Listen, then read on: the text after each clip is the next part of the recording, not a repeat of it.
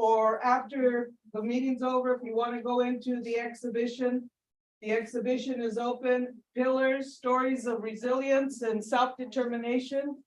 And then there's a local gallery, it's down the hall, and that is the work of Roberto Pozos. So welcome, and whenever you start your meeting, we're here, but that's where the restrooms are. Thank you. Thank you, Josephine. I think we have the Zoom launched and ready. So we can go ahead and get started with our meeting. Before we get started, I want to hand over to Maria, our interpreter via Zoom, who will be giving instructions to folks who joined online. Sí, buenas noches a todos. Si ustedes necesitan interpretación en español, lo que van a hacer es abajito de su pantalla, van a mirar un globo y allí va a decir interpretation. Ustedes van a seleccionar el idioma que quieren. Por ejemplo, nomás hay inglés y español, entonces van a seleccionar español si necesitan interpretación en español.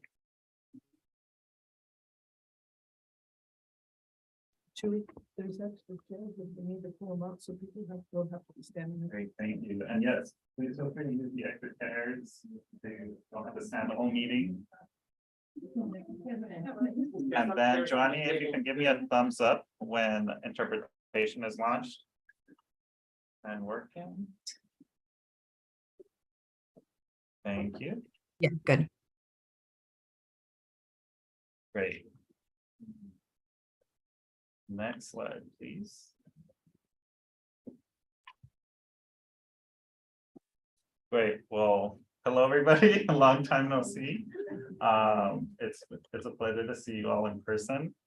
I think the last time I saw this group come together was maybe February 2020, which was over 3 years ago now, and a lot has changed, including my colleague Daniela not being with me anymore.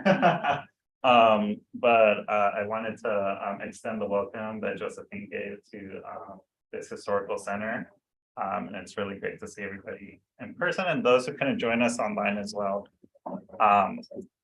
To get us started, I would love for steering committee members to stand up one at a time to reintroduce themselves, since it's been a minute since folks have seen each other in person. So Josephine got started, so maybe we can move over to Vanessa. Hi, I'm Vanessa. I'm Lydia from the System. Hi, I'm Maritza Garcia, community member and also the commission. I'm Phil Gibbons with the Port of San Diego. I'm Patty Kian with the Air Pollution Control District. All of us with the Air Pollution Control District. Kevin Bradley, also Air Pollution Control District. Liliana Menez, Monique Lopez with the Air Pollution Control District. Melina Mesa with the Air Pollution Control District. Commissioner Diana Ramos for San Diego. Salvador Riga, teacher local 542. Oh, with Martinez, which is over 532. Nicolas Baúl, WC.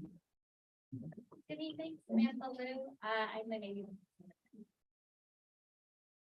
Margarita Moreno, AZ. Monserrat Hernández, residente de Levantar y también con la NHC. Jarrett with Syndac. Jack Monger with IEA. Sergio Fidasco. Good afternoon, everyone. Sylvia Alvada, a resident of National City and also with environmental. The center, como para the United States, the National City. John Alvarado, Good Neighbor Project, San Diego, and well, this is interesting, isn't it? Better than you Zoom, in my opinion. Definitely. Now I wanted to see if folks in the Zoom room could introduce themselves. Maybe we can get started with Diane.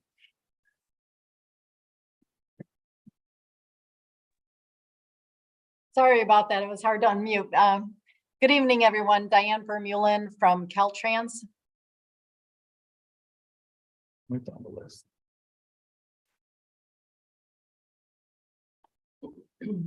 I have to say their names. They can see the order. Great. Janice? Good evening, buenas tardes. Janice Luna Reynoso, resident of National City and representative of Environmental Justice Organization, Mundo Gardens. Thank you. Dinah? Hi, good evening, everyone. Wish I were there with you. Looks like a fun group. Unfortunately, I'm homesick, but participating. Great. Joy? Good evening, everyone. I'm Joy Williams, representing Environmental Health Coalition. And as of this evening, I'm the alternate representative on the committee. Nick Paul, who's already introduced himself, is now the primary representative of EHC and will be the one voting this evening. Be a good meeting. Thank you, Joy. Keith? Hi, everyone. Keith Corey from Mayor Todd Gloria's office. I work on APCD liaison work with on air quality issues. So happy to see you all. Sorry I couldn't be there in person. Massey? Good evening, everyone. Massey Hatch with MS Hatch Consulting and IEA. Sorry I couldn't be there in person, but nice to see you all. Filomena?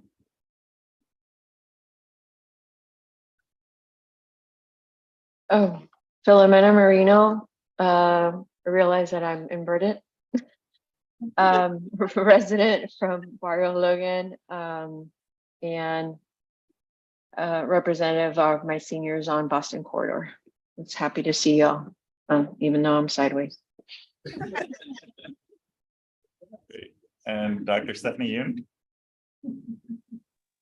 Hi, good evening, everybody. I'm Stephanie Yoon. Sorry I couldn't join you in person, but I am a family physician and also work in palliative medicine down in Chula Vista.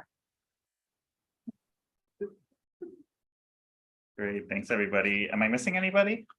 I have Dr. Jonathan London. We'll introduce you a little later. Great, and with that, anything else to add with open remarks? Let me know. Just to introduce myself, since I didn't do that. My name is Domingo Iquil, from the San Diego County Air Pollution Control District, and I just wanted to welcome everybody again, and just to say how excited I am to have this meeting in person and to see everybody's faces, and hopefully in future in-person meetings we'll get to see more and more people being able to join us. But also welcome to all of our folks who are joining us virtually, and we are looking forward to a very engaged discussion. And with that, I'll just turn it back to Chuy to get us going. Great, thank you, Domingo. And next slide, please. Great, so for today's meeting, we have introduced ourselves and reconnected as committee members. After a few general updates, I'll be providing a presentation on the proposed Portside Steering Committee Charter amendments for a potential vote if the steering committee feels ready. Afterwards, we'll be having a workshop activity here at the desks and as well as online around potential working groups to support the implementation of the community emissions reduction plan. So for today's agenda, we'll be doing some general update, which includes a brief presentation from Dr. Jonathan London from UC Davis. Following that, we'll hold a vote to approve last month's meeting notes and tonight's agenda. Following that, we'll be having the charter amendments discussion and votes. And we'll be ending the meeting with the workshop activity. And like all our other meetings, we'll be opening it up to any other public comments and closing remarks. Great, and then just real quickly, our meeting agreements that we like to cover every meeting. We encourage folks to create space for everyone to contribute. Step up if you haven't contributed to the discussion yet, or step back if you have. We'll ask for folks to only one speak at a time. We do have live interpretation here in the room, as well as in the Zoom room. We ask folks to respect each other's opinions, knowledge and perspectives. Everyone has a unique perspective that makes this committee so great. We ask folks to please be conscious of time, and we'll do our best to timekeep as well. And to please speak slowly and clearly for the interpreters to understand. Great. Now we'll move on to our roll call. Joanny, can you pull up the attendance tracking sheet, or I think we might have it open actually. So, go ahead and write it out.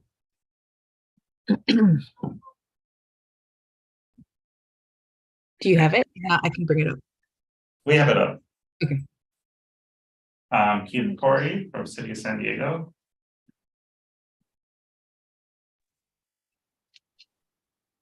I'm sorry, say that again, please. Are you here? Yes. Yes, I'm here. Thank you. Shelby Busso is here. Jack Monger here. Thank you. Massey Hatch, I saw you. I'm here. Hello. Thank you. Sarah Giovi. I'm here. Lydia. Here. Commissioner Sanguinarano. Phil Gibbons.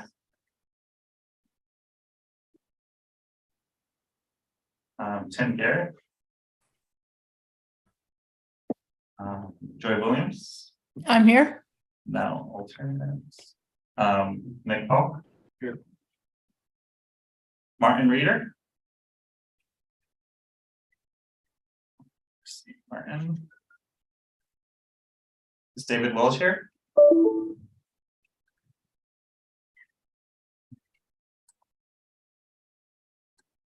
Don't hear David. Roman Partido Lopez. Not here. Dr. Stephanie Yoon. I'm here. Thank you. Diane Vermeulen. I'm here. Thank you. Samantha Luke. Here. Daniel Willier is here. I'm here. Great. Filomena Medina is here. Yes, here. And Janice Luna is here. Here, presente. Great. John Alvarado. Here. Thank you. Hillary Medina. Alicia Sanchez. Yes. Margarita Moreno. Naomi Sanchez is not here. Vanessa Contreras here. Salvador here. Montserrat. Thank you. Sylvia. Ashley Valentin Gonzalez. Here. Josephine is here. And Maritza Garcia. Here. Okay. Thank you all. And we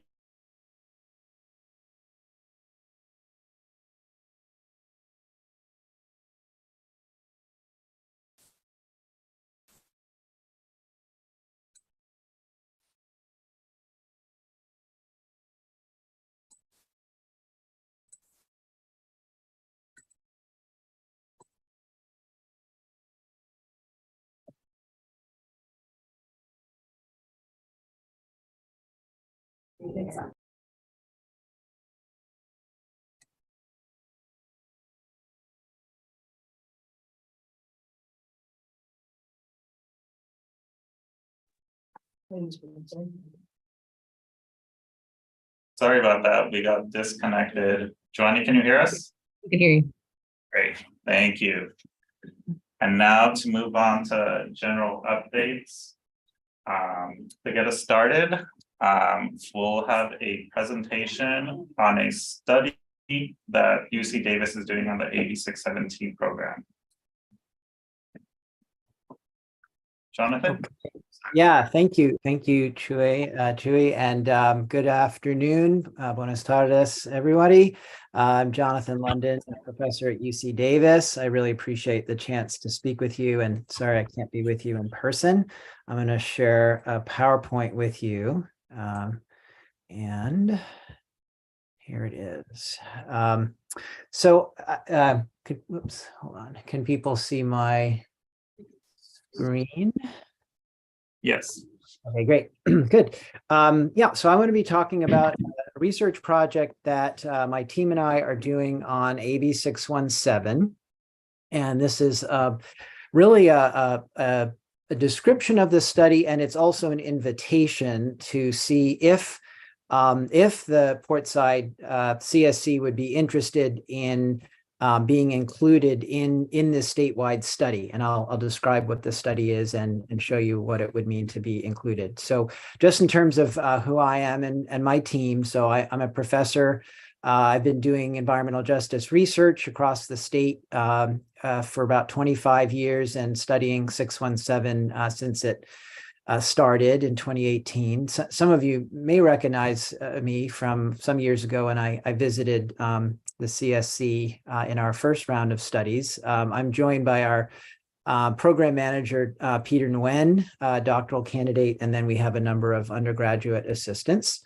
The study is really intended to do a couple things to understand what are the impacts of 617 in California, to really draw from a wide range of perspectives, community and agencies, and ultimately to improve the implementation of 617. It's really intended to be a constructive learning resource for people like yourselves who are working day in and day out on this really important policy. This part of the project is funded by a foundation called California Wellness Foundation. It's a 2-year project. We're about 6 months in. We'll have 7 sites across the state. There are 4 in the Central Valley. 2 others are selected in West Oakland and in the LA basin, and potentially San Diego / Portside if you're interested. Otherwise, we will locate our 3rd site elsewhere in the state. The methods include a survey that I'll talk a little bit about, interviews, observation of CSE meetings, and analysis of documents like the SERPs.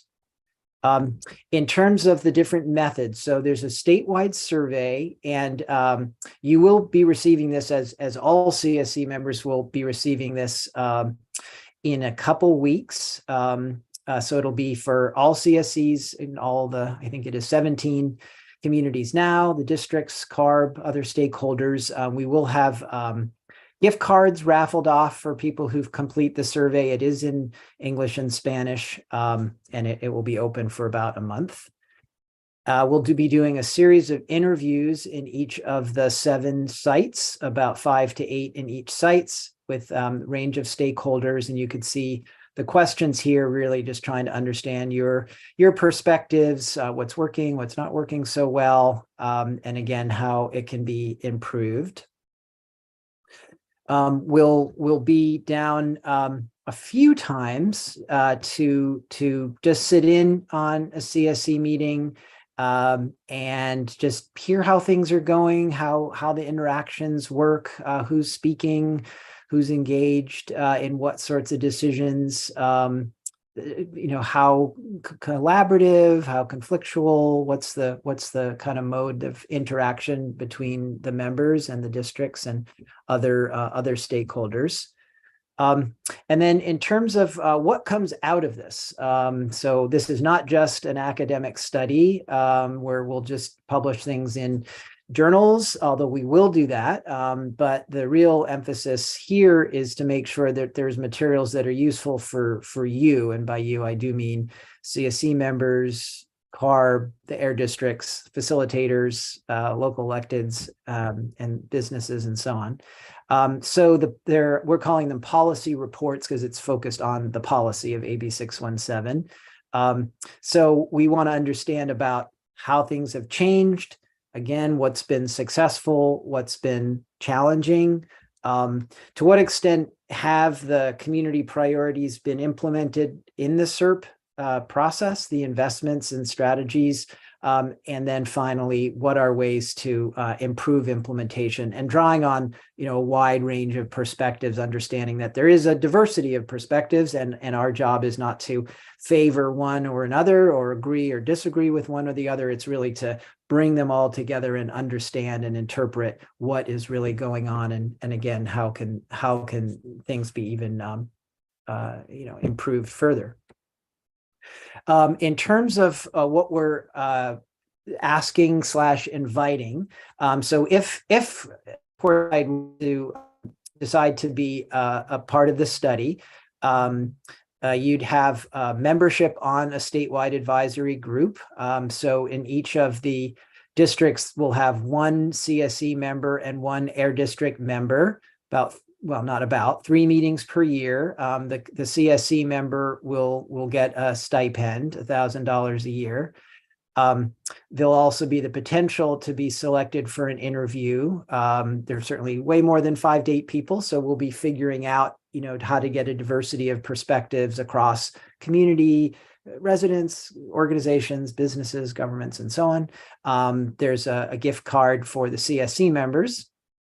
The survey that I mentioned, and then we'll have come down for a report presentation and, get feedback from you as well. And that's it. I know I went quickly, and I apologize if I went too quickly for the interpreters. I do have a bad habit of doing that. But I'd love to hear your questions or suggestions to our study.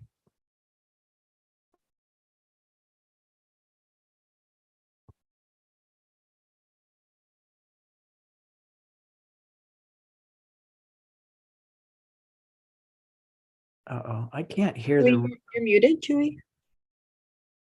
There we go. I'd like to say that I really appreciate the science, if you will, going through this whole thing and using, if you will, the science of it all to determine what needs to happen.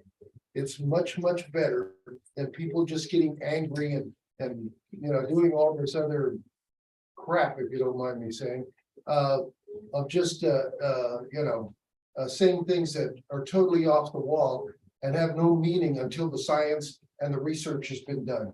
As an educator, I really appreciate you guys taking this material and finding out the truth of the matter. Where does it really stand? I realize that lots of people have their own opinions, but for me, as a retired educator, having the science behind it, the study behind it, the truth will set you free. Thank you so much. Thank you. I appreciate that. Okay, any other questions? Comments? And feel free to raise your hand in the Zoom room. Okay. Well, for next steps, we'll be following up with you, Jonathan, on next steps to see if the Portside would sign up for the study and what members. Oh, and sorry, Chewy, one thing in terms of the thank you first off. Yeah, I want to hear your decision, because it really is yours as the CSE to make whether to be included or not. In terms of for the interviewees, that we're going to sort of figure out, getting a list of everyone and kind of coming up with a as I say, kind of a diversity of members. So you don't need to sign up for those. We'll work with the, facilitators and districts, and, CSE leadership to figure that out. But this, before we get into any of that, the decision is yours to make of whether to accept our invitation to be part of the study. Great, thank you for the clarification. Great. Joanna, can you pull up the slides, please? And I know there are a few folks who wanted to share some general updates of activities going on.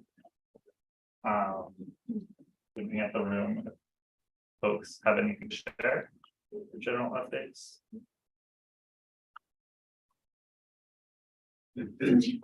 Just so you guys are aware, this Saturday, we do have the Boston Avenue groundbreaking event. It's gonna be from 10 to, I believe, 12.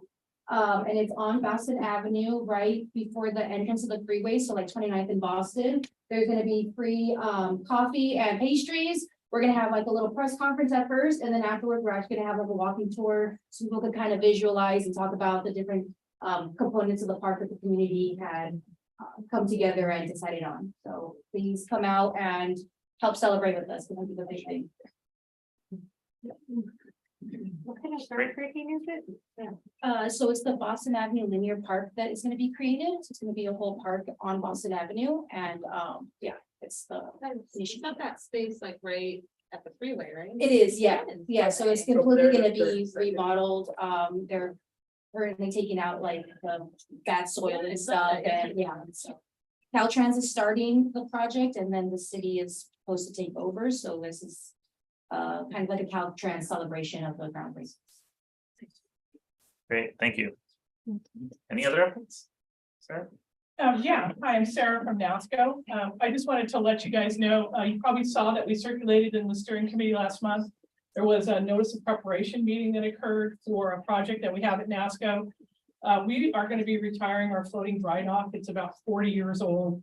And at the end of its service life and getting a new one, it will be in exactly the same space and the same size.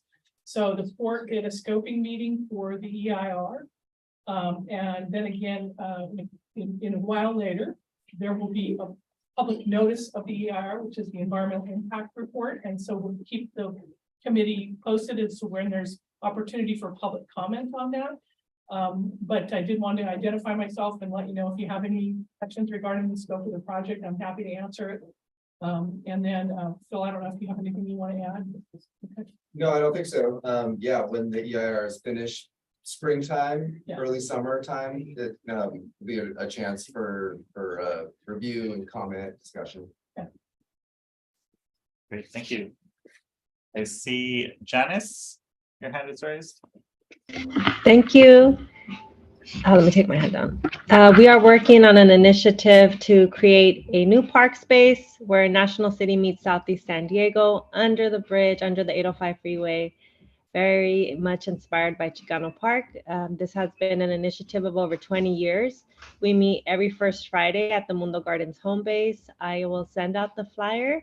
If you can share that to the group, and if the grupo can share it out to everyone else. If you can't make it this Friday, we'll meet next first Friday in April. And so just hoping to get everybody involved, and it's going to take everyone to have, again, cultural art there, more of a regenerative space with native plants and oak trees and helping protect the watershed, and have also healing herbs and medicinal herbs there growing under the bridge. So we have a vision for this. We hope to get everyone involved. And if you're not able to spread the word, we'll be there for the ribbon cutting a few years down. And so thank you so much for your support. And we have free trees, so I'll send the information out. We still have free trees. Hopefully everyone can support that as well to clean up our air. This is an actual initiative that's been going on for a couple of years. So thank you so much. Thank you, Janice. And Dinah?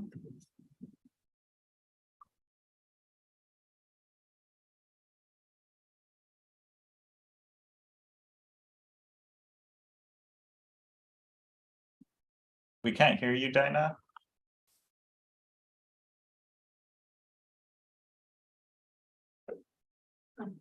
I'm not sure. Then we'll get back to you. A little later to see if the sound can come back. Great. I have one thing. Yeah, and then John. Oh, no, go ahead. So we're actually getting, our electric semi truck this week. Taken, I don't know, 8 months probably of waiting since we ordered it, but we're getting kind of the first OEM version off the Peterbilt line of an 80,000 ton semi truck. And there's been a few kinks on the way, and we've had some grant opportunities where we've driven them on the road. They're great trucks. But hopefully this week it's gonna arrive on site and we'll start driving that to and from the bays and just where we have to take things. We don't drive a lot, but when we need to, it'll be nice to have an electric truck there. Yay. So, yeah. So excited. John? When you get that truck, I'd like to see it. That being said, many of you know that I run a program called Good Neighbor Project here in Barrio Logan. And I work with about 2,500 kids, 10 different schools. I do crisis intervention, suicide counseling, and whatnot. We have had a program where we're showing young junior high kids how to sail. And we're going to start up again here in a couple of weeks as soon as the time changes. But in addition to that, we have a new proposed program that we want to start, which not many people know that you now have to have basically a safety or skipper's license to run boats, powerboat on the bay. And so what we're wanting to do is to go ahead and take our boat and show everyone how to, young people how to run it. And if that's not enough, well, we're hoping to get our drone program up and going again now that COVID is basically over. We had a couple of students this prior to COVID who graduated from the class and are now making $132,000 a year as drone pilots. Okay, so the idea is if you want to stop gentrification and those kinds of things, earn enough money to go ahead and buy the house that you live in, not rent. But there's a lot of wonderful things getting ready to happen, and I just if you're interested, please give us a shout. And we're moving forward, and it's like I told the mayor, sir, no offense, but if it's not us doing the work, trust me, there's not many in power that will. So it's all about making the difference. So we're moving forward, and it's going to be wonderful. And this year, we just had a meeting this morning. The Parade of Lights on San Diego Bay. We will be having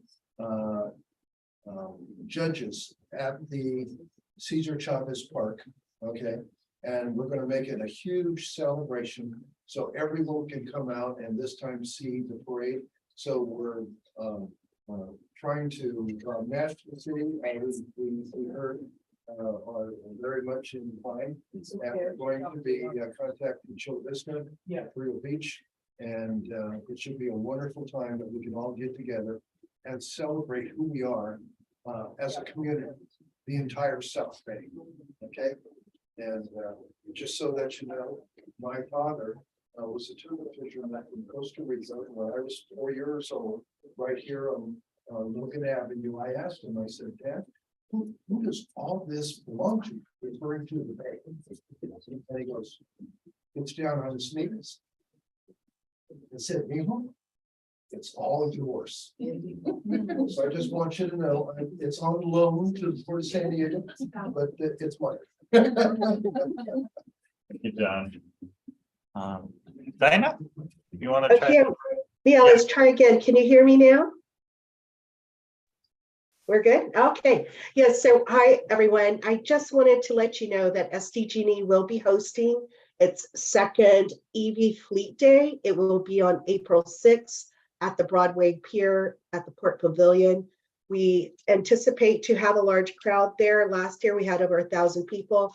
We had if you're looking to transition your vehicle to electric vehicles, especially in the medium heavy duty fleet, anything greater than 6,000 pounds. So that would include like an Ford 150 Lightning, all the way up to drayage trucks. So we will have vehicles there. We'll have people that provide funding, different charging manufacturers, different agencies, all in one place. And so please join us. I will drop the link again. It's April 6th at the Broadway Pier. Thank you. Great, thank you so much. And with that, I think we can move on to the next agenda item. So to get us started, we wanted to open it up to the floor for approval of last month's meeting notes and tonight's agenda.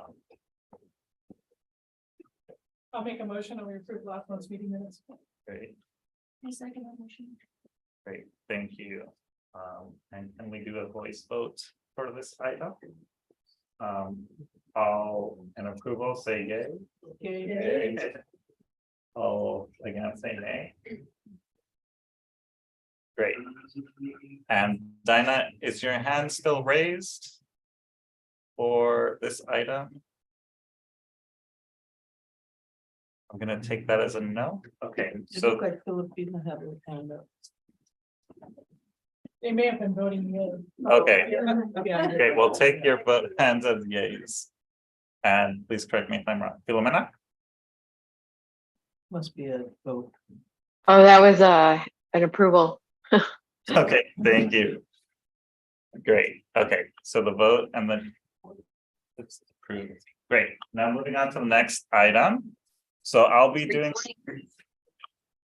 brief presentation on the proposed updates to the Portside Steering Committee Charter and open it up for discussion and a potential vote. Next slide, please. Great, so I'm not going to walk through all these timelines. I walked through this last month, but I will highlight that the Portside Charter was first substantively updated back in November 2019. And since then, we've only had a few minor updates in October, where the community member stipend and then the letter voting protocol were included. And last month, we did have a discussion on potential changes to the charter to provide more clarity on both concurrent motions happening on a similar item as well as email voting. And as part of this update, next slide, we have done a full run through of the whole charter as we realized a lot of things were out of date in terms of where the committee is at right now. So next slide, please. In the background section, in the red line edit version we had sent to all, we had a minor language cleanup done in the background section. We had also updated the steering committee objectives to better reflect that we are now in the SERP implementation phase, since the language that was currently there was more geared towards the air monitoring efforts that were happening at the beginning of the committee membership creation.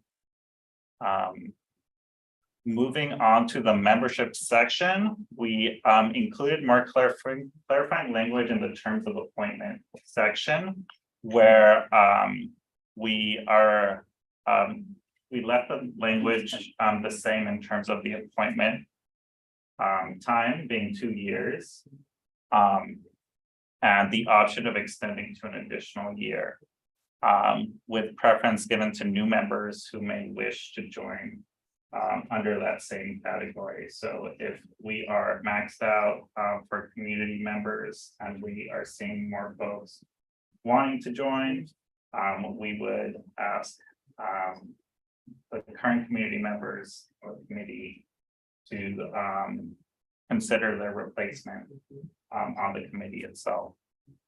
And as part of this work, APCD will be tracking expirations and renewal process and conduct outreach as needed to bring in new members into the committee. I will pause there before moving on to the next section to see if there are any questions, reactions. Joy, a couple of thoughts. First of all, I think many of us are already beyond that tenure. So will somebody be addressing that soon? I guess you established that the district's going to be the one to go follow up with expirations and renewals and all, or is there a renewal beyond 3 years? That's a great question.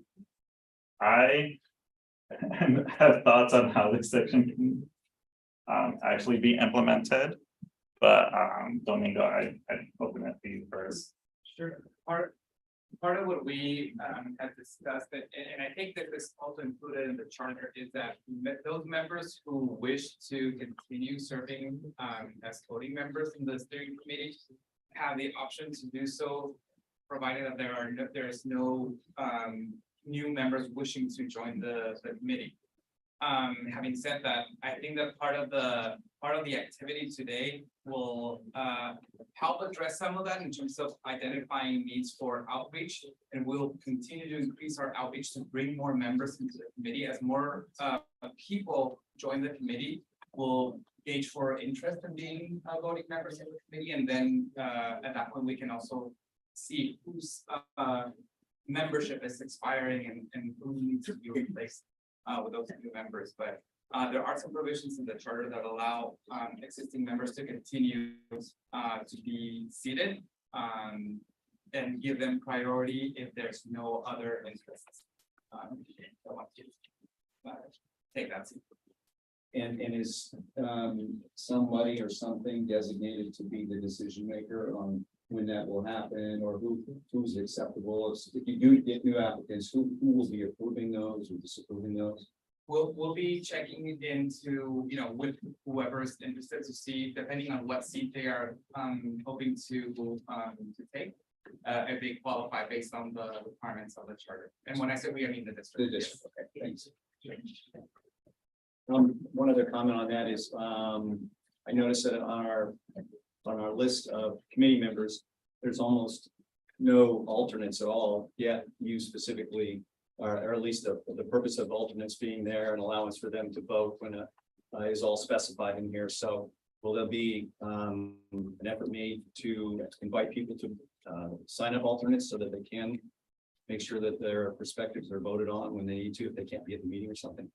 Yeah, that's a great suggestion. And yeah, I definitely mentioned it before. Yeah, community members, especially you all, have a lot of open alternate positions. So I definitely encourage you to invite community members to join as alternates so they get a sense of whether this is something they'd be interested in being more fully involved in.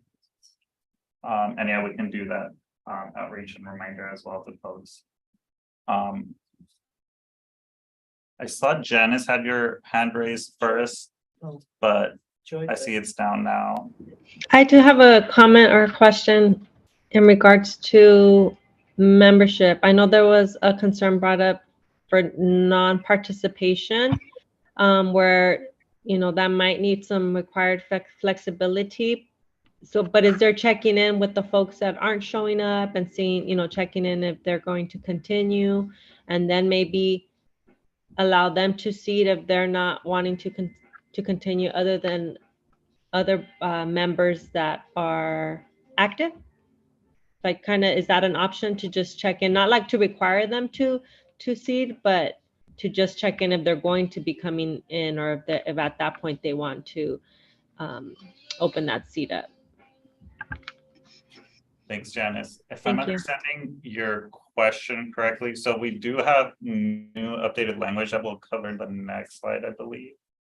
Talking about, actually, it might already be in the charter.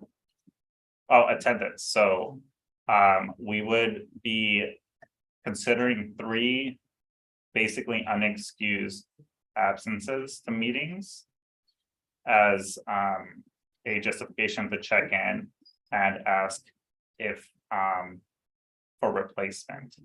And in order to get an excused absence, they must notify me and Monique as APCD if they couldn't join the meeting for whatever reason.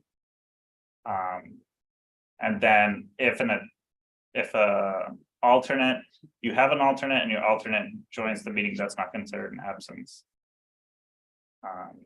Does that answer your question or clarify your concern, Janice? I guess just to see if then they would their seat would be up before someone that is active and may have surpassed their term. That was my question. Yeah, you did answer it. I think that's the requirement, that they don't miss that many before their seat is available. Thank you. Joy? Yeah, this is just one thing I noticed in reading through the membership section. I took from that there could be a period of overlap between a new member and an old member while the new one is getting onboarded. And I thought maybe that needed a little more clarity as to what is the process of onboarding, like how do you know when it's done? Or else you put a time limit on that, like it could be, there could be 1 month of overlap, something like that. Thanks, Joy. That's a great point of clarification. Yeah, we can look into that and see what we would consider onboarding at that point to avoid a long overlap or any overlap.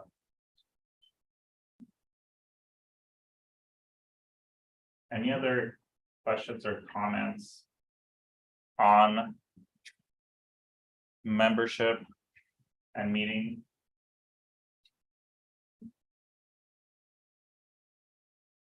Great. Next slide.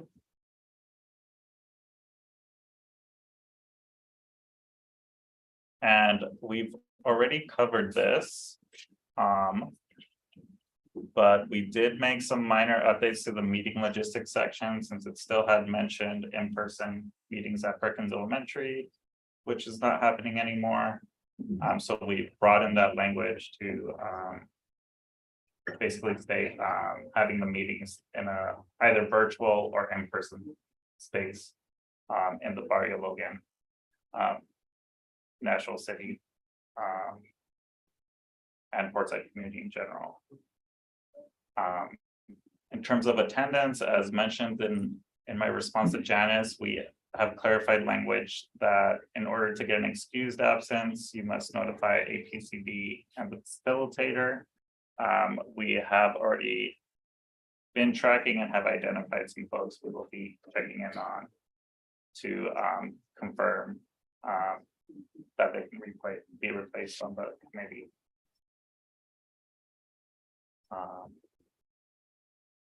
Any questions so far on that section? Great, next slide, please. Are you going to talk about forum? Yes. Okay. So this is where the most substantive changes have been proposed in the charter, which is voting procedures. I believe quorum might be the section right before this, but quorum has stayed relatively the same. It must be the majority of voting members must be present at a meeting in order to an item to be voted on at that meeting. The meeting can still happen, just the action won't be taken, and we do that in consideration for the presenters and all the work done to prepare for the meeting. And we have the options to record now for folks who want to catch up. In terms of voting procedures themselves, we are proposing to adhere to the Rosenberg's rules of order, which is the same voting procedures that the APCD board follows. So in case we have any legal questions, we can easily point to APCD, who is very familiar with these orders. And for folks who aren't familiar with these rules of order, I had sent out a link to the booklet that describes these, but for the purpose of the Portside community, we are only following the section on voting on items specifically, since there's other items that don't necessarily apply to the steering committee itself. So to provide an example on Rosenberg's rules of order, if an agenda must first be agendized, presented, and then discussed at a steering committee meeting. And then to take action, a motion must be made by a voting steering committee member and then seconded by another voting steering committee member. And then in cases where the item has general consensus based on the discussion, the facilitator would just do a voice vote, which is what we did for items such as the notes on the agenda, what we typically do. Or we would do a roll call vote. And we specify that roll call votes would happen in virtual meetings, since we want to make sure folks are paying attention to the meeting and taking an active vote, as well as by request or judgment by the facilitator based on how the discussion was going. The language also clarifies that up to 3 motions can be made on an item. So that can be an original motion, a revised or substitute motion, or another substitute motion. And we're trying to keep a cap just to keep things as manageable as possible. And when there is 2 motions on the floor, based on Rosenberg's rule of orders, the second motion, which would be the substitute motion, would be voted on first. And this would be done by roll call vote only to keep things as clear as possible. If the substitute motion passes, the original motion is eliminated and the substitute motion is considered the action of the committee. So we wouldn't have to vote on the original motion itself if the substitute motion reaches the simple majority vote. And lastly, we added additional language that if there's a tie, because sometimes there will be, the committee can either direct the facilitator to continue the item to the next meeting where more folks can join, or conduct the vote over email after folks have time to think through. And then we have additional language on procedures for email voting. I'll stop there and see if there are any questions. And I see Filomena, your hand is raised. So feel free to unmute yourself. Yes, thank you so much. Filomena Marino for the residents, just asking, does this parallel Robert's Rules and Orders? The Rosenberg. They're different from Robert's Rules of Order.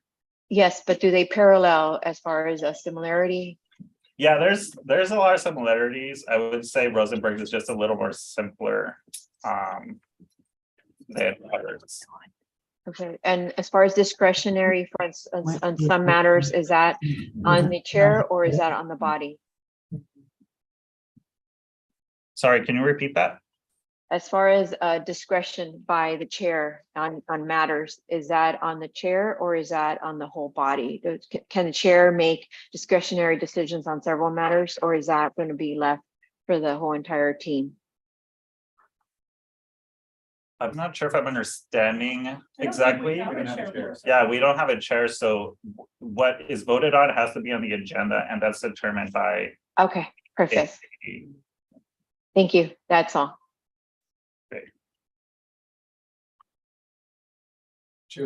I have a question, maybe a couple. So for meetings, you can have a meeting without a quorum. But if you're gonna be voting, you need to have a quorum. Okay, so then if you're gonna have a voting item, like the email that would go out to the group is like, hey, we have a voting item tonight, we need to have a quorum present at the meeting. Yeah. Okay. That's like a good suggestion if I'm getting that right. Yeah, I well, I just want agenda. clarity Yeah. on that. Yeah. Okay. And I forgot my other question, so. Okay, I'll go to Josephina and get back. Well, then a quorum is 50% of the registered members plus one, right? Yes. Voting The members, so. Voting members US plus one. Yeah, US Navy is the only non-voting member on the committee, so, just so folks are aware, Just to clarify, because I didn't hear you say it. yes. So, I wanted to ask about, because the language, kind of confused me on that first paragraph or two underneath, forum.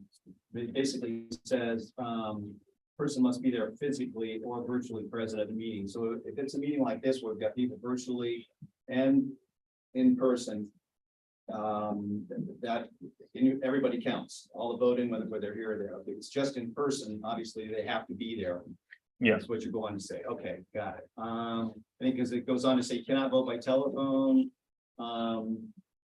What if they're on the phone for a virtual meeting like this? A lot of people do, they call in, they don't. What's the Zoom? Zoom. That's a good point. I think we should definitely clarify that language, incorporate virtual meeting. And then, that's next, the second paragraph, actually the paragraph at the very bottom of page 7. Talks about the facilitator will then restate the motion and ask for a show of hands in favor of the motion, assuming the motion has a motion and a second. Typically, that is the point at which additional discussion is initiated. Once a motion has been made, people know it's on the table, it's going to be voted on. If you've heard arguments pro and con, they're given an opportunity. And this kind of sounds like as soon as the motion is made and somebody seconded it, that cuts off discussion, you're going to go right to a vote. And I just think you should reserve the opportunity for people who may yet want to speak, to be able to speak to the motion in a second, or even a substitute motion or so. No, yeah, that's right, and that's probably from the old version, that should be striked. Okay.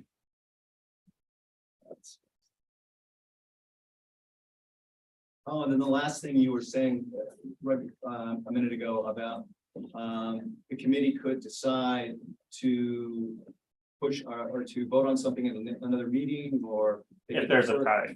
If there's a tie. So what's the process going to be for that? How does the committee decide that? Is that done through a motion in a second on how they want to handle it, or how is that decided? Great point. I just think that process ought to be. Yeah, I would recommend a simple majority of the present members. And if there's a tie on that, then I'm not sure. Well, you can, there's your quorum issue. Can't vote on anything here. You don't have a quorum for it. Yeah, well, there could be a quorum and a tie. Yeah. It just, I think if it's going to be deferred, that on the appropriate action may be that this committee votes on it like we do vote on any other major decision. In terms of deferring it to another meeting or whatever purpose it does, as opposed to somebody just saying, hey, this would be a good idea if we just defer it, and it happens. That'll be a voting issue. But ask you to consider that anyway.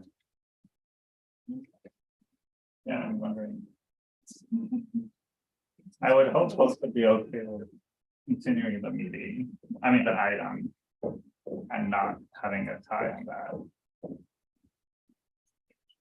I'll have to do some research on how the procedure for that would be, but that's a good point, definitely.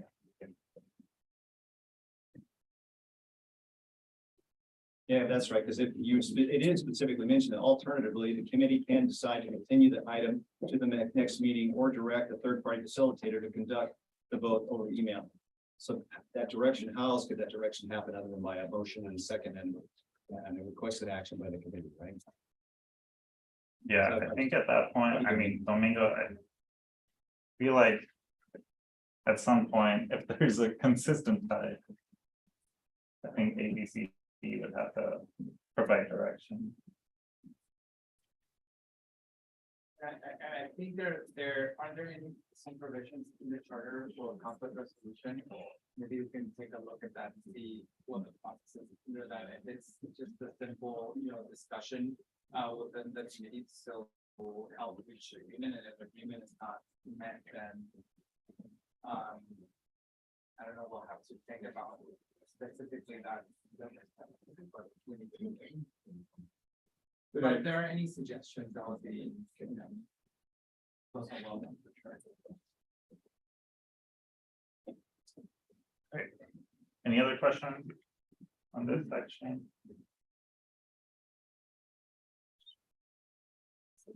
Next slide. Sorry. Oh, sorry. I kind of do, oh, wait, never mind, it's this next slide. Go ahead, keep going. It was regarding the emails. Okay, Yeah. so we did include email voting to allow email voting for time-sensitive items that may require a vote before the committee has a chance to meet again. So we've specified that that these time-sensitive items, if can be taken over email after they were discussed at a public meeting such as this. Or items that are raised in between steering committee meetings. For items that are raised at a meeting, only the folks who were present at that meeting can participate in the email votes. And then for those items that never occurred at a public meeting, or being requested in between meetings, are open to everybody. And lastly, we would include email votes as part of the corresponding month's meeting. Notes and published online. Thoughts, reactions? So one concern I really have about the part of the members that are here are the only ones that can vote on an email. For example, in the November meeting, there was a conflict of scheduling for meetings. So a lot of our national city members couldn't be in the meeting because they had to be in another one. It just doesn't seem that fair that because of that conflict, they wouldn't be allowed to weigh in on an item that was very important. So I understand the want for the participation of everyone being in the meeting and everything like that, but it's just in instances like that, it's not really, anyone's fault that they were not here in the meeting.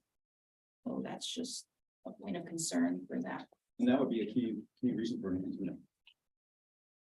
who could be there when somebody can't be there, and they could attend the next meeting, and be able to vote it, or be able to vote on it via. True, email. it's just as a community members, it's kind of hard to find alternates all the time. I mean, in an organization, if you're getting paid, not necessarily getting paid to be here, but that's kind of in your job title of being in that. As a community member, it's a lot more just volunteer. And some of us are very much, dedicated and want to do that. Others are dedicated but don't have that capability of coming out into these meetings. So that's just the part that we gotta keep mindful of, like that. In that case, was it a standing meeting that regularly conflicts with this one? Because I'd heard before, like sometimes when we were choosing dates, there were standing meetings that meant people could never be here, right? Was that the case, or was it like a one-time? No, November was pushed a week ahead because of Thanksgiving. Oh, okay. So yeah, that was. That's what caused. Like, for example, for National City, we have our council meetings normally on Tuesdays, but depending on what it is, it could contradict with other dates as well. Normally it doesn't, but there are how it's.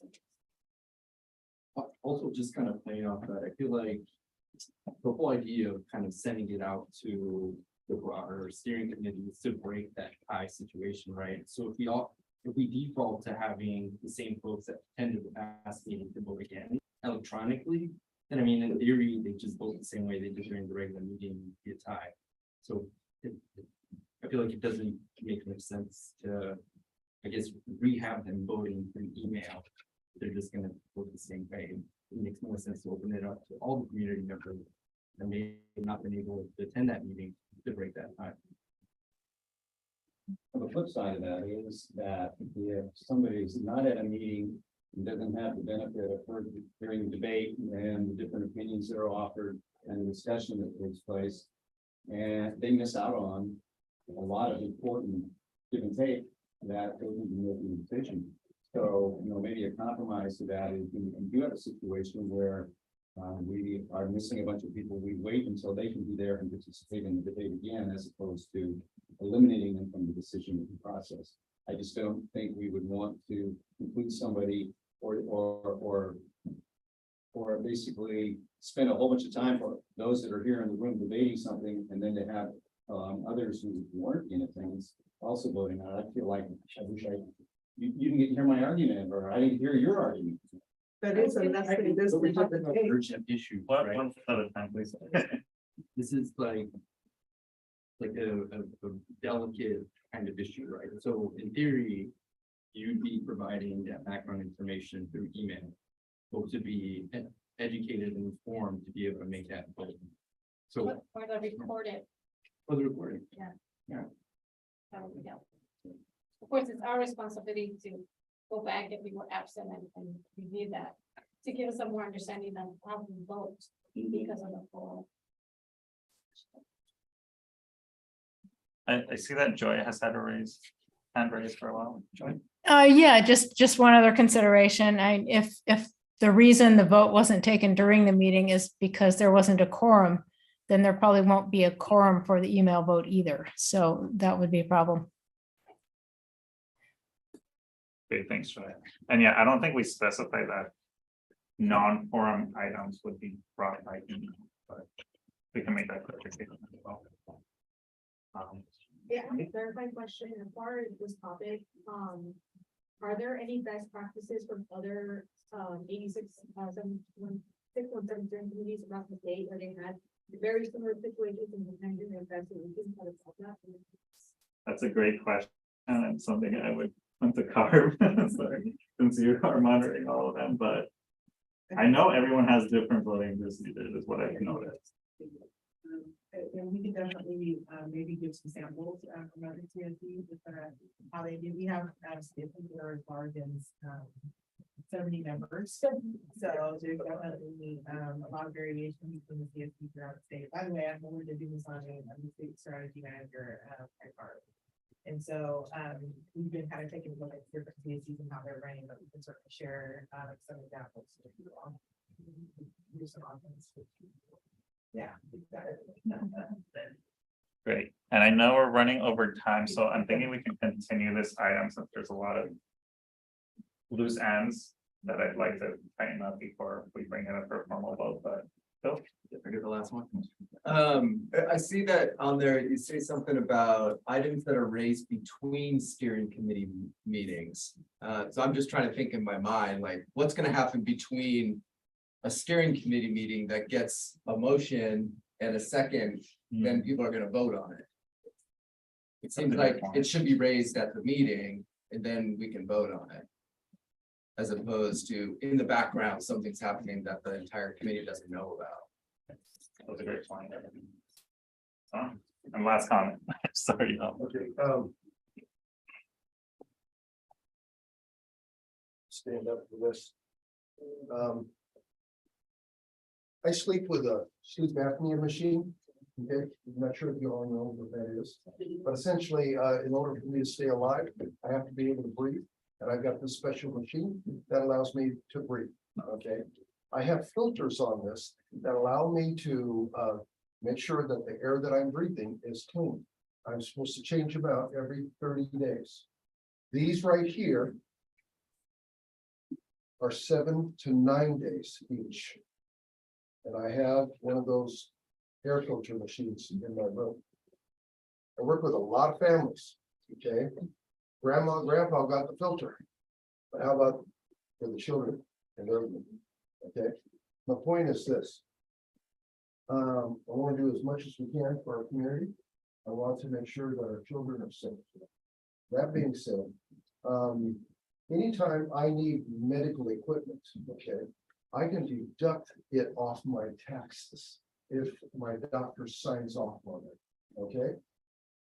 My thought is, and I would like us to do more research on that, okay? Because if it is a medical issue, then what I'm saying is this, maybe we can go ahead and write it off. Now, how many of you are familiar with mini splits? It provides air and heat, and you put it up on the wall. Anybody? Mini splits? Okay.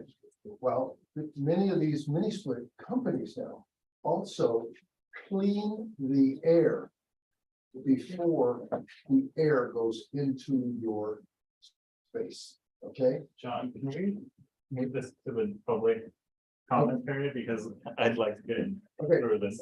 I would like us to research that and do it a little more. Okay, I've already contacted David Alvarez today, and we're going to be checking out, see whether or not we can make this happen. Okay, because it's obviously a dilemma. Thank you, John. Great.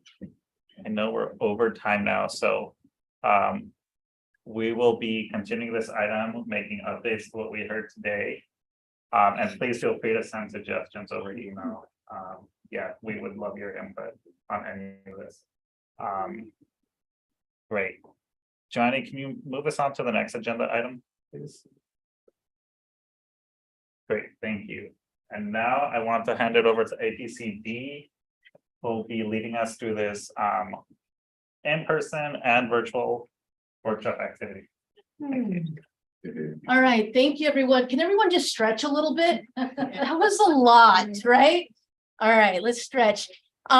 Thank you to those who are virtual. I'm going to be doing this thing like The Office where I talk into the camera sometimes, and then I'm looking at you all. So thank you all who are here virtually. Don't worry, you're going to be able to participate as well. Joanny, can you pull up actually the Jamboard? Because that's going to be helpful in me setting up this conversation here today. So we're a little bit tight on time. So I'm gonna recalibrate, to use an air quality monitoring term. The monitoring guys are laughing at my joke right now. So we're going to recalibrate this activity. So first of all, my name is Monique with APCD. Pleasure to see you all in person. I've seen many of you virtually, but had the opportunity to see some of you in person, like Tim, Maritza, Monse, and a few other people in person before this meeting. So if you weren't already doodling on the pads, we're going to be doing that in just a second. One of the things that when we had one-on-one conversations, one of the things that I heard from folks is that folks really had this desire to be more engaged in a more active way in these conversations, and to really drive home a sense of purpose for this group. Folks felt that while there was the development of the CERT, people had more purpose and intention for this group. And folks really wanted to bring that purpose and intention back to this space. And there's actually three things that emerged from the one-on-one conversations. Well, there's many things, but three things that I saw that could potentially bring back that sense of purpose and action-oriented space as well. One of those things that I heard from folks from industry, from community members, from public agencies, is the need for more community engagement and community outreach to grow this body here, right? We've talked a lot about the importance of alternates tonight, but also the importance of having diversity of experiences and expertise and knowledge as well in this space. So that was one of the things that we heard as well. The second thing that I heard is the importance of when monitoring data is shared, that it's shared in a way that's accessible, understandable, meaningful, and could be applied in our daily lives immediately, but also in thinking about, are the actions that are being taken in terms of CERP implementation, what is their measurable impact? So we heard about that as well. The third thing that we heard about is really being on top of tracking CERP implementation, but also actively seeking funding for that implementation as well. And the importance of doing that and creating some organizing around that. We have a lot of great minds in this room to think about, what are some potential opportunities, funding opportunities to bring into this space in order to advance and implement the amazing strategies and goals that you all co-developed over the past few years. So what we're going to do today, and we're going to slightly modify it, and folks are going to be doing this online as well, and Johnny and also Chewy will be facilitating the conversation online. What we'll be doing is we'll be playing musical chairs, okay? So I'm going to be modifying this a little bit. I'm going to look at my time here. Okay, so if you're not at a table already and like to participate, go ahead and find a seat at a table or bring a chair over. And we're going to have Kevin from APCD here at the monitoring conversation. We're going to have Melina from APCD over here at the community outreach table. And then I'm going to be at this table over here in terms of CERP implementation and funding opportunities. So if you look at the pad in front of you, the large pad in front of you, you're going to see a draft purpose statement for a potential subcommittee. That is just a draft purpose statement. The first thing that you're going to do as a group is you're going to discuss and write down on the little pads. You're going to discuss like, well, does that draft purpose statement for this potential subcommittee, do things need to change or shift? Do things need to be edited? Or is that really the purpose of this potential subcommittee? If you flip over the page, go ahead and flip over the page. You're going to see sections that say potential targets, information, and potential activities. So in the potential targets, you're going to be thinking about and also documenting what are maybe potential goals for this particular working group. What are key SERP strategies and actions will the working group address? For information, you might have some questions, right? You might be like, if you're in the SERP implementation and funding, you might like, one of the things that you might need to know is like, well, what's available right now in terms of funding, right? If you're in the community outreach group, you might want to know like, well, how many youth are in Barrio Logan that might want to participate, right? So that's like the information section. What are the questions you might have or information you might need? And then the third thing is potential activities. So potential activities is essentially writing down like, what are some potential things that this group can undertake? Now, here's the catch. You all are going to have an opportunity to document your thoughts, share your thoughts. You'll be at each table for roughly about 9 to 10 minutes, and then we'll rotate you all to the next table. At the end of this activity, if there is one particular subcommittee or that is calling you, we're going to have some time for you to write your name at the front page there. And so what we'd like to do is potentially revive or develop new subcommittees that could potentially address these things. Now, we won't have time to discuss today, like when and how often a subcommittee would be meeting, but a couple of options you might want to keep in mind. One is we're going to be meeting like this quarterly. So maybe this is when those subcommittees get together to do that, like on, all hands on deck. And then people from the port are laughing with that joke. Activity, right? Or we could also think about using, I know that there's been MCAS and SERP implementation meetings that happen bi-weekly on Thursdays. Maybe that space could be used for some of these subcommittees as well. We won't have time for the nitty-gritty of those detailed discussions today, but I wanted to kind of plant the seed. So the thing is, you're all going to have an opportunity to help shape what these groups will look like, but doesn't mean that you're committing to every single one of the groups. You can decide what group you want to commit to, if any at all. Does that sound good? All right. So we're going to have about, and Domingo's going to help me keep time, about 9 to 10 minutes a group. I'm going to meet this group over here. We're also going to have some of the interpreters help us out as well as we do this. All right. Let's get started. Let's get to work. All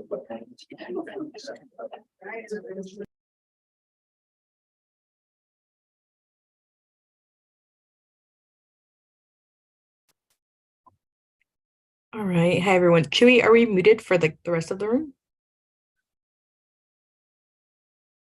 1 second, let me change the sound. Okay.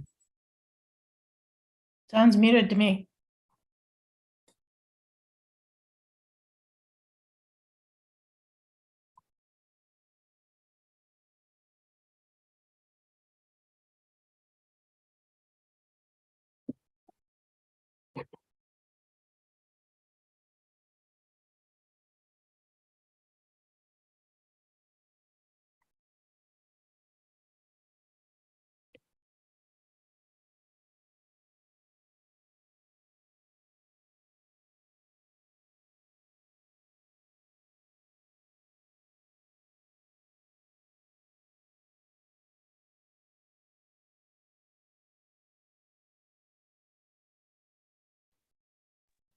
Great, can you hear me? Yes. Great. Okay, we can go ahead and get started. Let's see.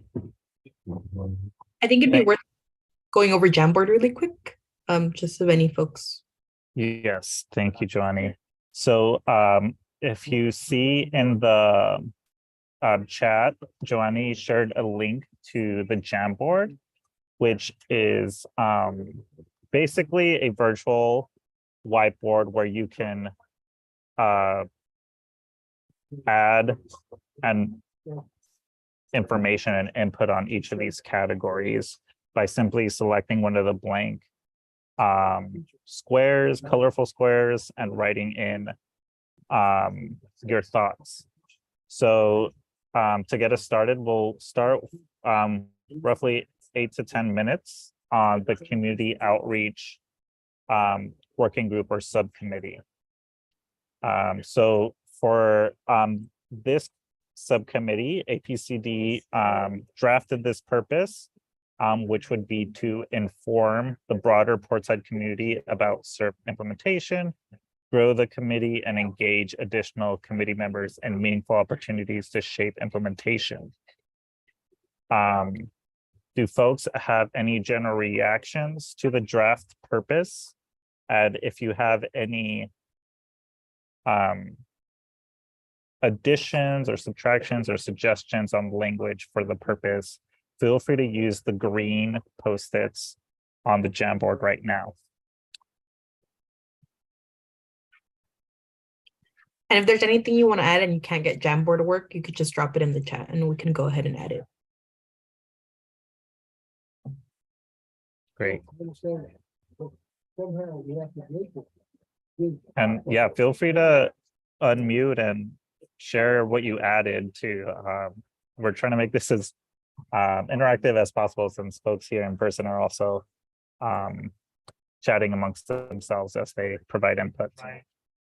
We also have 6 attendees, so if you'd also like to participate in this, especially in this for this subcommittee, the community outreach, please feel free to raise your hands and we'll allow you to unmute yourself. Great. So are we all seeing the same Jamboard? Yeah, we should all be on slide 1, which is a community outreach alcance comunitario slide.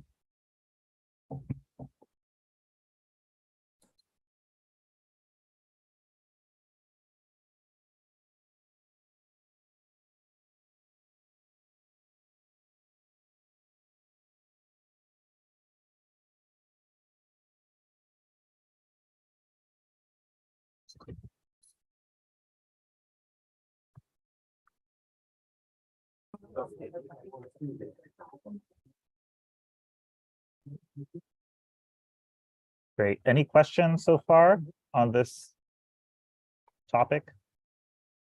Or ideas you'd like to share out loud? And folks in the attendee space, feel free to raise your hand. If you have any questions, we can unmute you.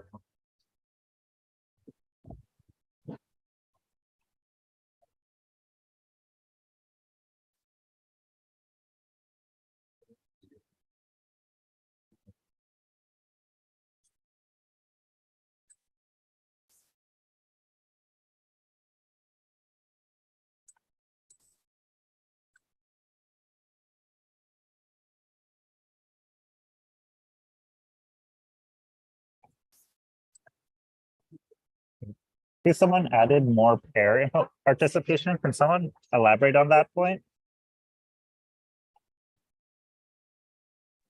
That was me. I was just thinking that if we're going to be out there in the community, that's one way to,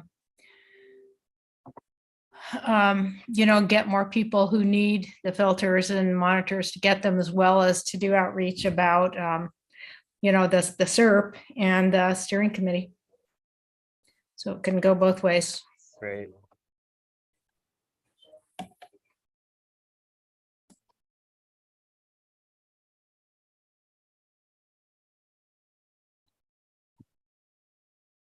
Do folks have anything else to add in more information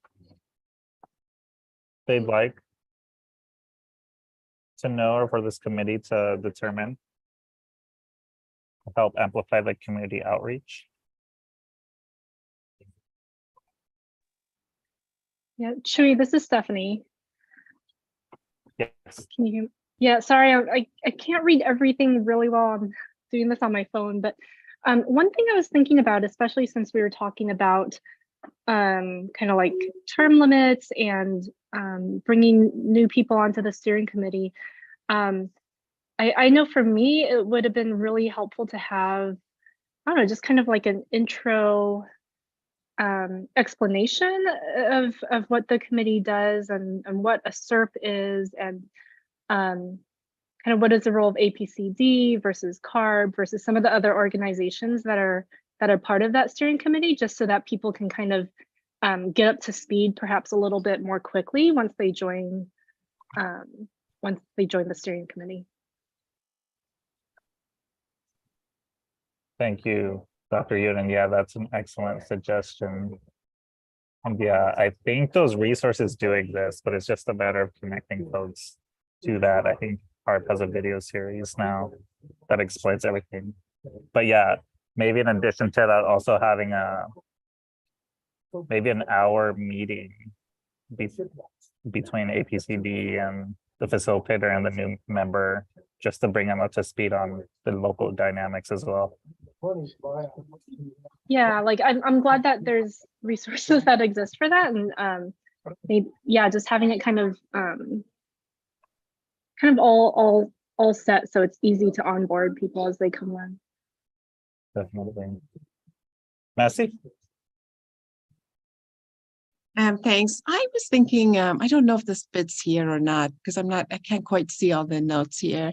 But I was thinking it would be so nice to have an annual sort of educational / fun community fair for people to learn about the SERP, you know, the milestones achieved, you know, have different organizations and people and groups can have booths to talk about what they're doing, updates about plans and progress, something that kind of becomes an annual thing. And hopefully the community, the kids and the facilities, the APCD, different organizations can participate. I know it's a big That's task, but it's an excellent suggestion. And yeah, it definitely fits in the under list.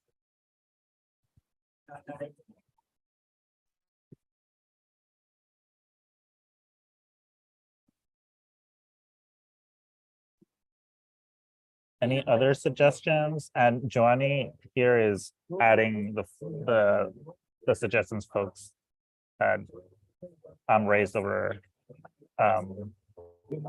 sound. So we have that captured as well.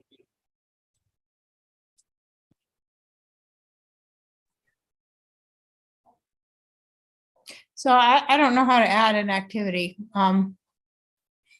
And this is one that may already be occurring, but regular presentations at the Barrio Logan Planning Group about the SERP and the steering committee. Updates. Sorry, Joy, would that be a presentation to them or from them? Yeah. To them. Yeah. Great. I mean, it could go the other way too. I mean, if somebody wants to do that. I mean, I'm certainly curious what planning activities are happening concurrently.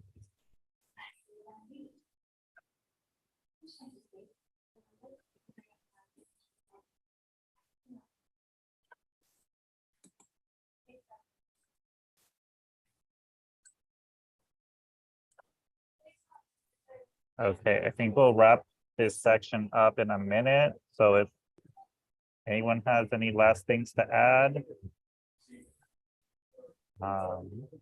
And if ideas come to mind, feel free to send them over email too after the meeting. Joy?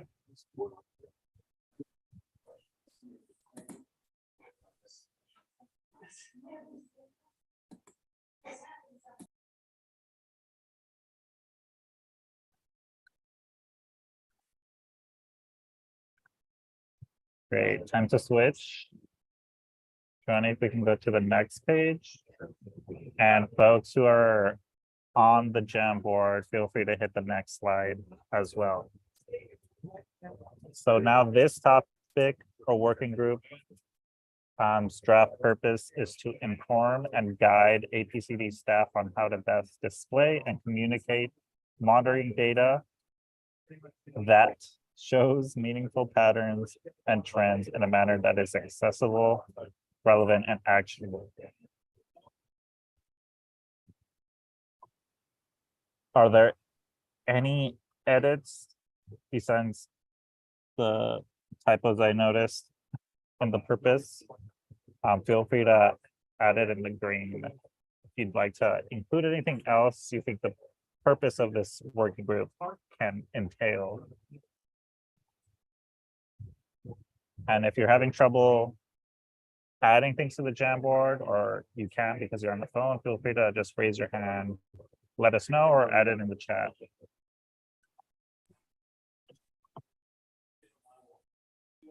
I guess I'm wondering,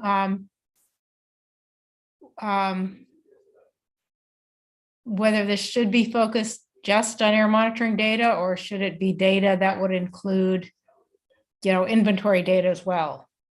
Like, what are the emission sources? What are the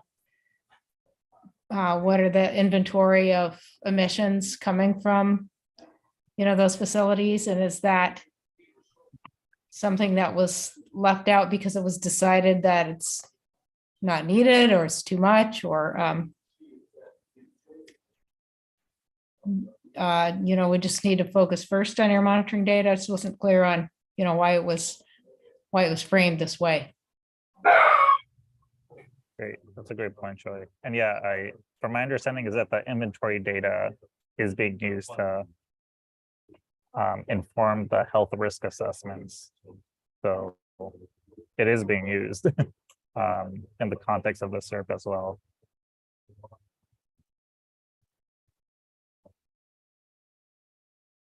Massey, I see your hand is raised, but maybe that's from last time.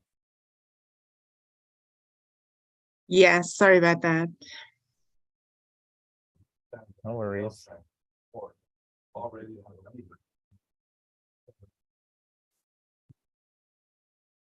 Was there no other additions to the or suggestions for the draft purpose?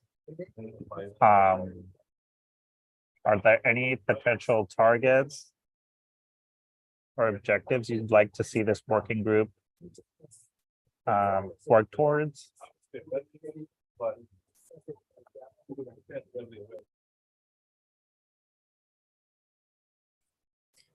Targets meaning, who does the data need to reach? More on targets that the working group would accomplish. If that makes sense. So that could be reach of the data, although that, if I'm that could be community outreach as well, but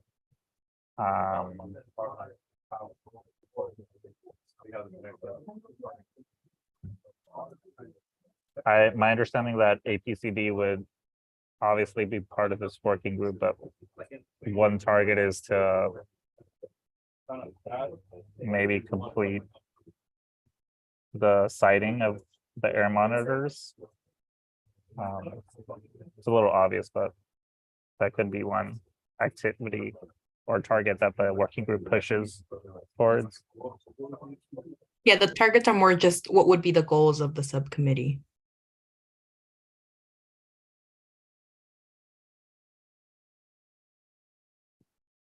Could one be making the presentation of data as easy to understand as possible?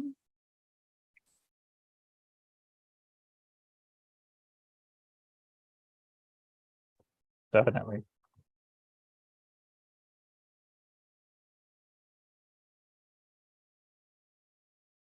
Could it be the use of pictures, like infographic type, where it's a bit more relatable than graphs?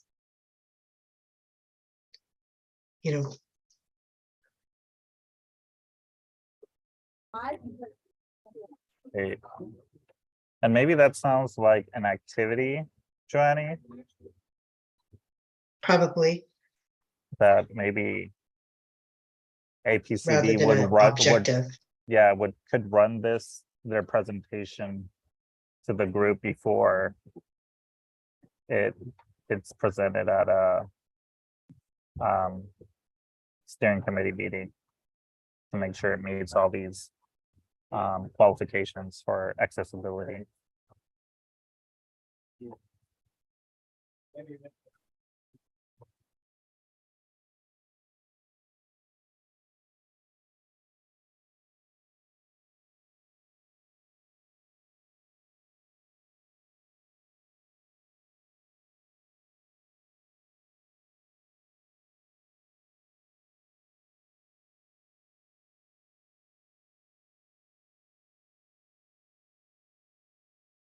Great. Giving folks one more minute. Is there anything else folks wanna raise for us to add if you're having trouble with the Jamboard?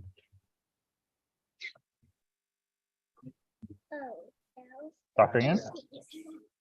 Yeah, I know for me, like in past presentations, it was, I always appreciated it when they were reviewing kind of air quality monitoring data and were able to kind of also provide kind of reference to what that means health-wise.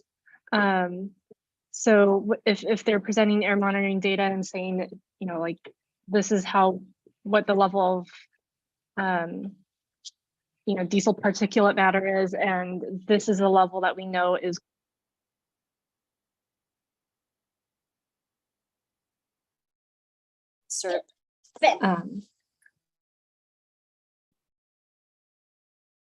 Might that's be, presented would be useful. might be cutting off a little bit, Dr. Yin, but I think I understood what you said. Having maybe the benchmark of what unhealthy is mapped against the air monitoring data that is being collected. Yeah, or having, you know, what I think it's hard to say what a healthy versus unhealthy because there's all sorts of shades of gray, but having some sort of reference so that we can kind of tie it into what kind of health effects we anticipate from that pollution. Got it. Thank you.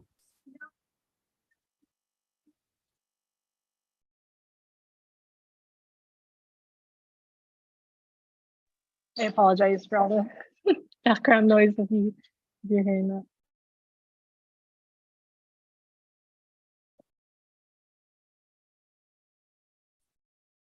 Great. Last call. Oh, wait, I see someone. David, feel free to unmute. Okay, hello. I would, for a potential goal or an activity that would help with the data collection, I'd say just being able to reach a certain standard of particulate matter within the data source. So for the EPA's understanding of it above, or the limit is usually 10 micrometers. And so I'd say trying to stay below or at that kind of level to make sure that there's an equal health perspective for each of the community members.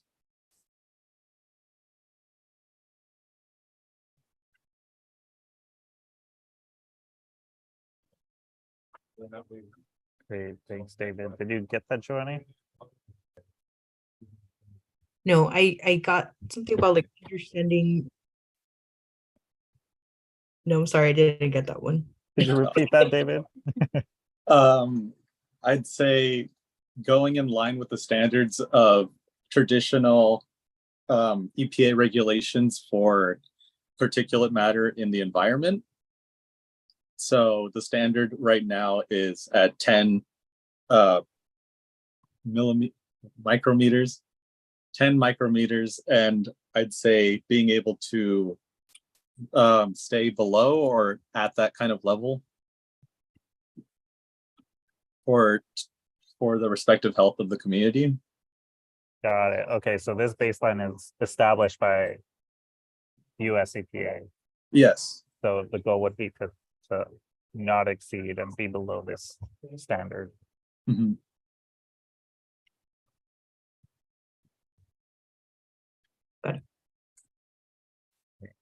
Moving along to the next topic. Now, this one is pretty broad but important, is SERP implementation and funding. So the draft purpose is to track and support SERP implementation, identify and secure funds to implement SERP strategies and achieve SERP goals.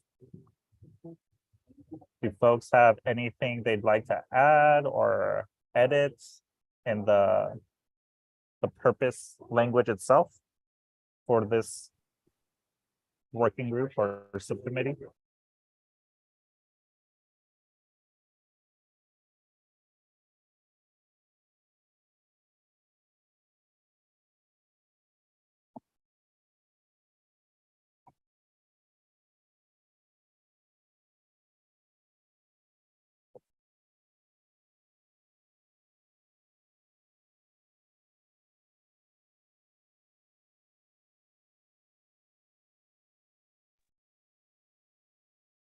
Any thoughts on the purpose as written currently?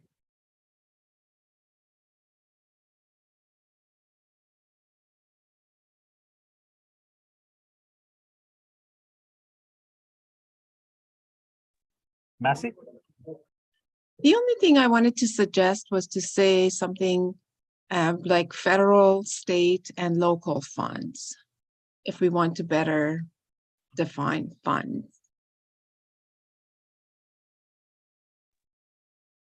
Got it. So public funds, it sounds like. Right, there's basically any source of funding that's available. And yeah, now is certainly the time. Dinah? And is there any type of tracking that we can suggest they keep to track these funds and Definitely. then the action with those funds? Like, did we apply for them or did they not qualify? Definitely. That sounds like a great activity.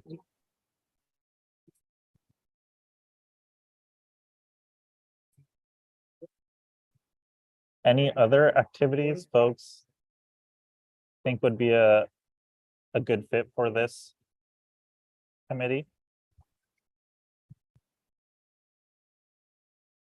So we have tracking of funds and actions done for those funds.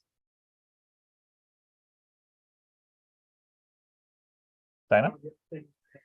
Is there a dashboard that shows where we are with their SERP implementation goals? My understanding that there isn't a dashboard. So that sounds Or, like you a know, great activity.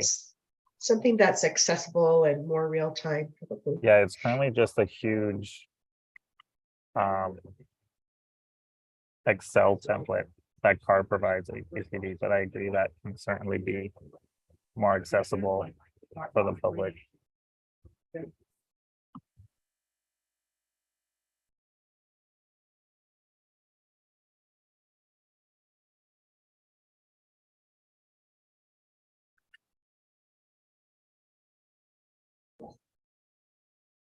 David?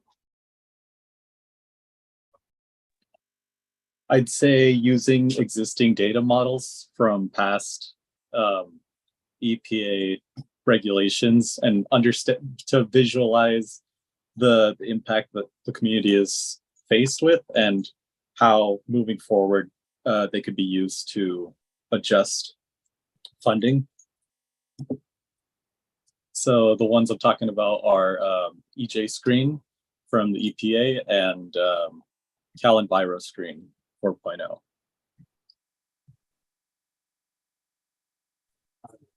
Got it. Thank you. Anything else folks want to add? Maybe any potential targets for this group?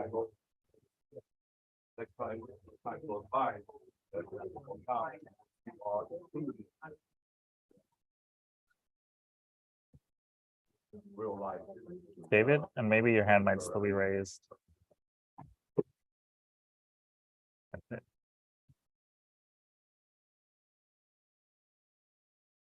Messi? Yeah, I have a question. So are some of these fundings available to like individual community members? Do they at that level um, apply for those funds, and is there assistance available to them? Or are we talking about just funding for the SERP as a, to implement the SERP, but not the individual community members directly? My understanding is it's strictly for the SERP. And I would need to revisit the goals, but I don't think any of the SERP goals or strategies necessarily speak to direct funding for community members. Or for small businesses within the community that may be looking to upgrade equipment to reduce Oh, emissions. certainly. So that sounds like more like technical assistance for small organizations to access these funds. Yeah. Great.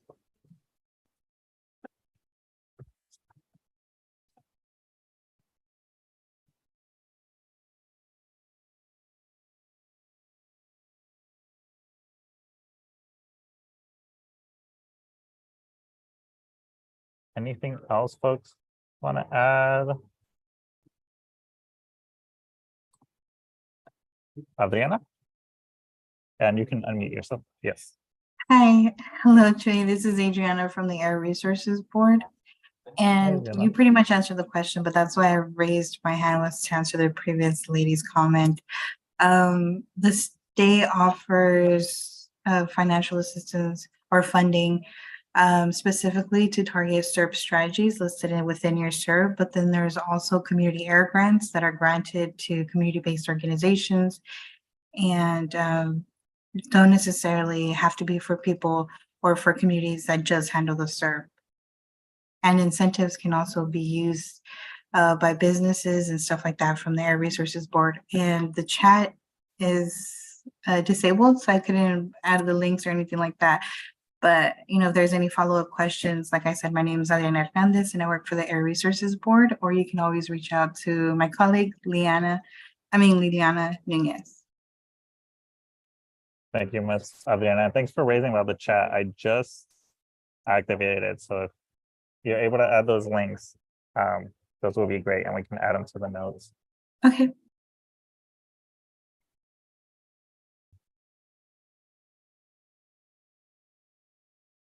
Also, Trey, I wanted sorry, one more thing. I heard someone mention about the basically like transparency and funding, like if there's local, city, and state. The state, Air Resources Board, we have an AB 617 funding budget page where we list all of the air districts' funding expenditures. And so it breaks it down per air district. And then the same is can be found for the incentives page as well, like different air districts and how much money was allocated to them and what that money target in terms of strategy within their SERPs and plans. So I'll add the links in the chat. Thanks. Thank you, Adriana.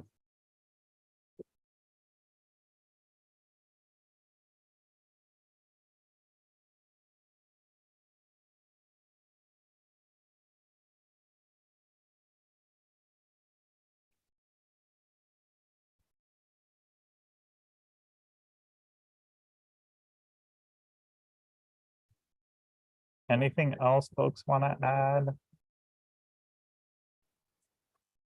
Great, thank you, Cheryl. And yeah, apologies if chat wasn't activated for y'all, but glad we got that. Thanks, Adriana.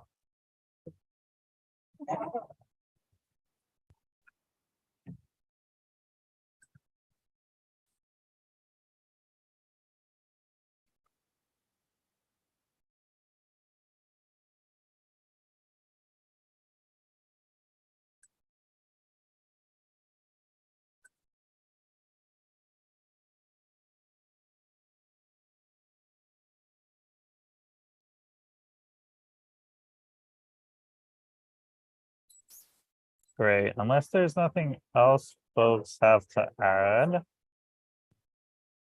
It looks like folks here in the room are starting to sign up for committees that they're interested in. I'd rather than, since we're doing this virtually.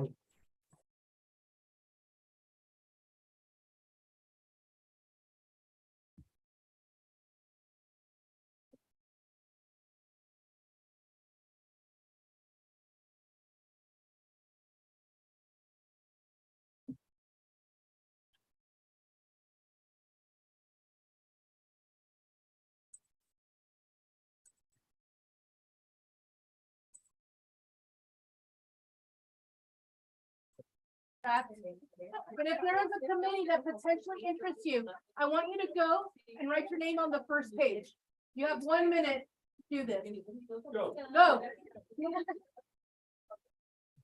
Great. I'm not sure if you heard Monique, but currently we're asking folks to sign up for any of the committees, and it can be more than one that you're interested in joining and participating in. And this can be both steering committee members and folks from the public. So maybe to do this a little easier, we can do a show of hands. So Johnny, for the first one, community outreach, feel free to raise your hand if this is a committee you'd be interested in taking part of. Great. Matt.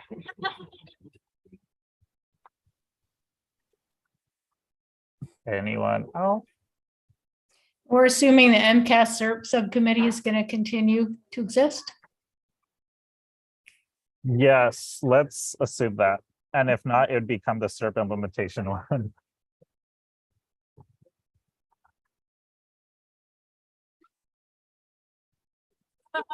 Great. Moving on to the next working group. So good. Air monitoring.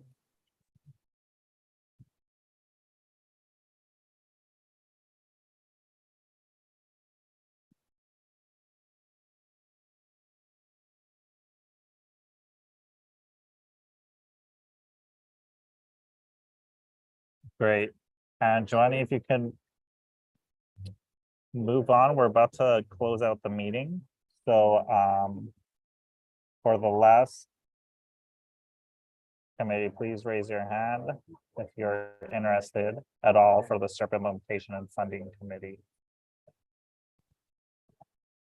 And now we'll be switching over the meeting to joining the conversation with the rest of the group.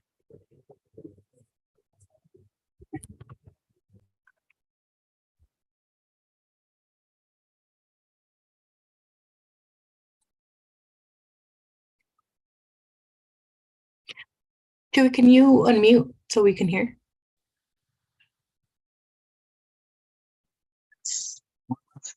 Everyone's talking right now, but Okay. So, thank you for engaging conversation. What we're gonna do is we're gonna take these notes back. We're gonna reach out to the folks who wrote their name on that, and this is gonna serve as a guide for that effort that each one of these groups is going to do. There's a lot of great questions that were asked, and there's a lot of great conversation that was happening. So appreciate your enthusiasm. This is just one of many conversations we're gonna have in this space regarding these 3 topics. But I just wanna say thank you for engaging wholeheartedly and asking the tough questions. We will follow up via email regarding these 3 different groups and what was written on the page, but I'm gonna turn it over to Chewy now to close this out. great. Thank you, everybody, for your participation and taking the time to get out here. I mean, this is your community, but I got down here from LA with my colleague. It's always nice to come down to San Diego. Thank you all so much, especially for those joining virtually as well. We hope to see y'all. When's our next in-person meeting?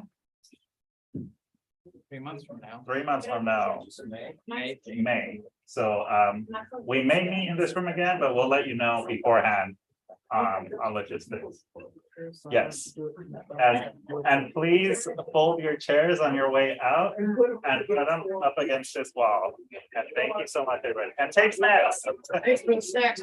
Yes. Thank you. Thank you.